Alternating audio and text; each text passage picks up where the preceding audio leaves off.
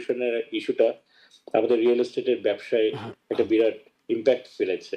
বর্তমানে কিছু, কিছু ব্যবসা খারাপ যাচ্ছে। সেই কারণে মার্কেটে কিন্তু প্রচুর কমার্শিয়াল প্রপার্টি চলে আসতেছে। প্রথমবারই আপনি লসে চলে যাচ্ছেন না, হোঁচট খাচ্ছেন না।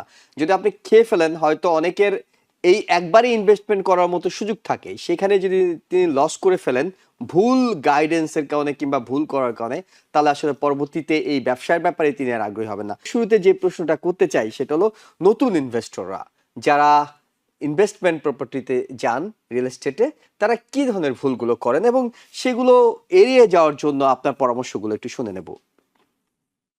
এক্সেলেন্ট।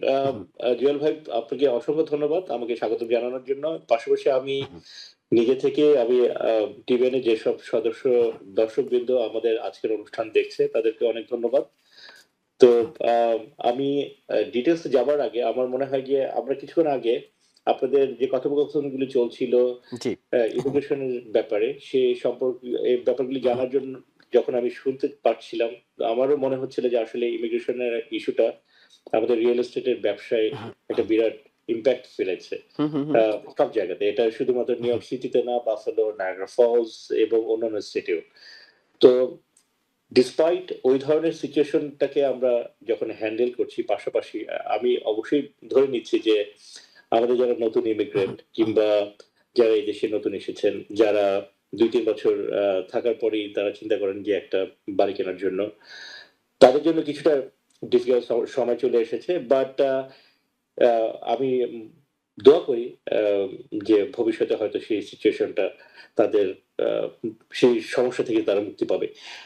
পাশাপাশি যারা এখানে অনেক বছর ধরে আছেন, ইউএস সিটিজেন, যারা এখানে আ ভালোভাবে আ তাদের জীবনযাপন করছেন এবং যাদের কাছে আ কিছু অর্থ রয়েছে ইনভেস্টমেন্ট করবার জন্য, এবং আমি মনে করি যেহেতু বর্তমানে একটা বিশেষ সিচুয়েশন চলছে, সেই সিচুয়েশনের কারণে অবশ্যই বাড়ির আ বাজারে অবশ্যই তার একটা ইমপ্যাক্ট আছে। দ্যাট মিনস বাজারে বাড়ির দামও কিন্তু কম্পারেটিভলি কম, সেই কারণে। যেহেতু বায়ার কম, মার্কেটে বাড়ির দামও কম।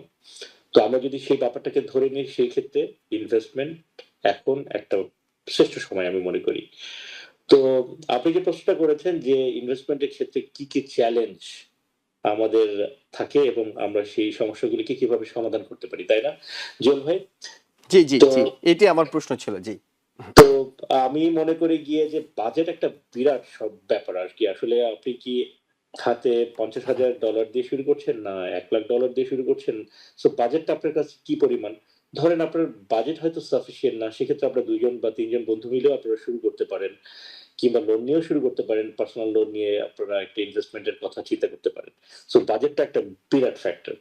নাও আমি যেটা বুঝি যে বাফেলো, নায়াগ্রা ফলস এই এরিয়াতে আপনি যখন ইনভেস্টমেন্ট করতে যান, এখন এমন সিচুয়েশন যে আপনি মার্কেটে $৫০,০০০, $৫৫,০০০ এরও বাড়ি পাবেন এবং খারাপ কন্ডিশন না।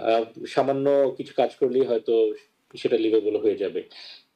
৬০,০০০-৭০,০০০ এর মধ্যে মোটামুটি ভালো লিভেবল বাড়ি পাওয়া যায় নায়াগ্রা ফলসে। ৮০, ৮৫ থেকে ৯০,০০০ এর মধ্যে বাফেলো এলাকাতে ভালো বাড়ি পাওয়া যায় থাকার জন্য। আ মাল্টি ফ্যামিলি যদি বাড়ি হয় সেক্ষেত্রে হয়তো সামান্য একটু বেশি হতে পারে দাম। তো আপনাকে ২য় যে জিনিসটা চিন্তা করতে হবে বাজেটের পরে, যে আপনি কি ধরনের প্রপার্টিতে আপনি ইনভেস্টমেন্ট করবেন। তো ২ টা মেজর সেক্টর হচ্ছে কি কমার্শিয়াল এবং রেসিডেন্সিয়াল।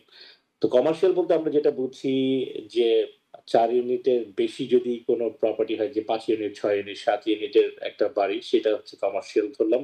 খুব সহজভাবে বোঝানোর জন্য। জি। ৪ ইউনিটের নিচে হলে হচ্ছে গিয়ে রেসিডেন্সিয়াল। এটা তো শুধু বাড়ির ক্ষেত্রেই গেল। ধরেন একটা মল, আ একটা ম্যানুফ্যাকচারিং প্ল্যান্ট। আ যেহেতু বর্তমানে কিছু, কিছু ব্যবসা খারাপ যাচ্ছে, সেই কারণে মার্কেটে কিন্তু প্রচুর কমার্শিয়াল প্রপার্টি চলে আসতেছে এবং সেই কমার্শিয়াল প্রপার্টি গুলির ক্ষেত্রে আপনি জানেন যে ক্যাপ রেটটা একটা বিরাট ফ্যাক্টর। আ আপনার নেট অপারেটিং ইনকাম একটা বিরাট ফ্যাক্টর। যখন এই ইনকাম গুলির হিসাব করা হয়, তখন দেখা যায় একটা কমার্শিয়াল প্রপার্টির দাম অনেক কমে যায়। তো যদি আপনাদের কাছে ভালো পরিমাণ অর্থ থাকে, আমি মনে করি সেক্ষেত্রে ইনভেস্ট করা ভালো হচ্ছে কমার্শিয়াল প্রপার্টিতে। বাট ধরেন যদি আপনি নতুন ইনভেস্টর হন বা আপনার কাছে অর্থ তেমন একটা বেশি নাই, হয়তো $৪০,০০০-৫০,০০০ আছে। সেক্ষেত্রে আমি মনে করি যে রেসিডেন্সিয়াল প্রপার্টিতে ইনভেস্ট করাটা ভালো। সো বাজেট এবং টাইপ অফ ইনভেস্টমেন্ট একটা বিরাট ফ্যাক্টর। কোন সেক্টরে আপনি ইনভেস্ট করবেন। আমি একটা উদাহরণ দেই। জি। ২-৩ বছর আগের কথা। আ তো কোন একটা ব্রোকারেজের একজন এজেন্ট আ একজন ক্রেতাকে হেল্প করেছিল ৫০০,০০০ এ। আমি স্পেসিফিক্যালি বলছি না হুম, হুম। কনফিডেন্সিয়ালিটির জন্য, বাট না, না, ঠিক যে আছে। হ্যাঁ। গল্পটা বলছি যেন আপনাদের বুঝতে সুবিধা হয়। তো ৫০০,০০০ এ সে একটা চার্জ কিনে, কেনার পরে সে সেখানে প্রায় $3 মিলিয়ন ইনভেস্ট করে সেটাকে কনভার্ট করে লাক্সারিয়াস অ্যাপার্টমেন্ট, এবং সেই অ্যাপার্টমেন্টটা সে বিক্রি করে দিয়ে যায় $6 মিলিয়ন এ। তো টোটাল প্রসেসটা শেষ হতে প্রায় আ ১ বছরের কাছাকাছি সময় লেগেছে। আপনি চিন্তা করে দেখেন, আপনি $3.5 মিলিয়ন ইনভেস্ট করছেন একটা কমার্শিয়াল প্রজেক্টে, এবং আপনি $6 মিলিয়ন নিয়ে বের হয়ে চলে যাচ্ছেন। তো অপরচুনিটি কত বেশি। রেসিডেন্সিয়াল এর ক্ষেত্রে এত ড্রাস্টিক অপরচুনিটি থাকে না হয়তো। আ ইনভেস্টমেন্টও ছোট, লাভও ছোট। যেমন ধরেন, আমি যদি ফ্লিপিং এর কথা বলি, যে একটা ভাঙাচোরা বাড়ি হয়তো আপনি $৪০,০০০-৫০,০০০ এ কিনছেন। তারপরে $২০,000-25,000 ইনভেস্ট করছেন। ক্লোজিং কস্ট ২,৫০০ ধরলে অ্যারাউন্ড $৫,০০০। সো অল টুগেদার আমি ধরে নিচ্ছি প্রায় $৮০,০০০ আপনি ইনভেস্ট করেছেন। বাড়িটা বিক্রি করলেন গিয়ে আপনি হয়তো $৯৫,০০০-১,০০,০০০ এ। ট্যাক্স বাদ দিলে, ক্যাপিটাল গেইন ট্যাক্স বা অন্যান্য খরচ বাদ দিলে তারপরেও দেখা যায় যে আপনার অ্যাপ্রক্সিমেটলি ১৫% এর মতো আপনার প্রফিট থাকে। বাট আপনি যদি আ একটা বাড়ি কিনতে লাগে গিয়ে ১ থেকে ১.৫ মাস, ঠিক করতে লাগে ১ থেকে ১.৫ মাস, বিক্রি করতে লাগে ২ মাস। আপনি যদি টোটাল ৫.৫ মাস হিসাব করেন, দ্যাট মিনস আপনি এই টাকাটাকে বছরে ২ বার রোটেট করতে পারছেন।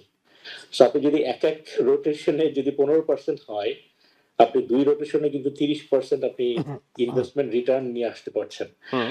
আ যেহেতু আমি আ শুধুমাত্র যে আমি রিয়েল এস্টেট করি তাই না। পাশাপাশি আমি license general contractor Buffalo, Niagara Falls এরিয়ার বিভিন্ন টাউনের জন্য। আমি লাইসেন্স প্রপার্টি ম্যানেজার। সো আমি আ আমরা গ্রুপ অফ পিপল সবাই মিলে আমরা এই ধরনের বিজনেস হ্যান্ডেল করি, এবং আমরা অন্যদেরকেও হেল্প করি। পাশাপাশি আমরা নিজেরাও এই ধরনের ব্যবসা করি। সো আমি যেগুলি বলছি সেটা হচ্ছে প্র্যাকটিক্যাল পারসেপশন থেকেই।